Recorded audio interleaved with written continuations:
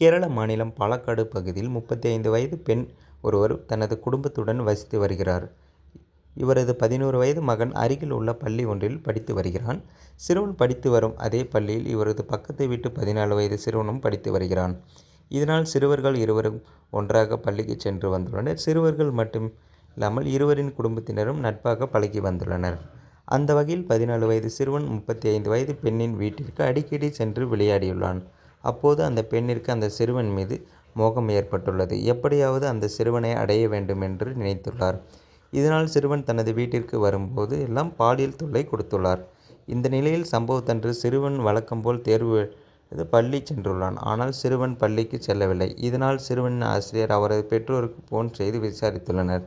தங்களின் மகன் பள்ளிக்கு செல்லாததை கேட்டு அதிர்ச்சியடைந்த பெற்றோர் பள்ளி மற்றும் அக்கம்பக்கத்தில் தேடியுள்ளனர். ஆனால் எங்கு தேடியும் சிறுவன் கிடைக்கவில்லை. அதே சமயம் பக்கத்து வீட்டு 35 பெண்ணையும் காணவில்லை. இதனால் சந்தேகமடைந்த பெற்றோர் போலீசில் புகார் அளித்துள்ளனர். பெற்றோர் அளித்த புகாரின் அடிப்படையில் வழக்கு பதிவு செய்த போலீசார் சிறுவனை தேடி விசாரித்தனர். விசாரணையில் பக்கத்து வீட்டு பெண் சிறுவனை எர்ணாகுளத்திற்கு கடத்திச் சென்றுள்ளது தெரியவந்துள்ளது. இதையடுத்து சம்பவ இடத்திற்கு விரைந்து சென்ற போலீசார் சிறுவனை மீட்டனர். சிறுவனிடம் விசாரித்ததில் அந்த பெண் சிறுவனை கடத்திச் சென்று பாலியல் தொல்லை கொடுத்துள்ளது தெரியவந்தது. இதையடுத்து போலீசார் அந்த பெண்ணை போக்சோ சட்டத்தின் கீழ் கைது செய்தனர். இந்த சம்பவம் பகுதியில் பெரும் அதிர்ச்சியை ஏற்படுத்தியுள்ளது.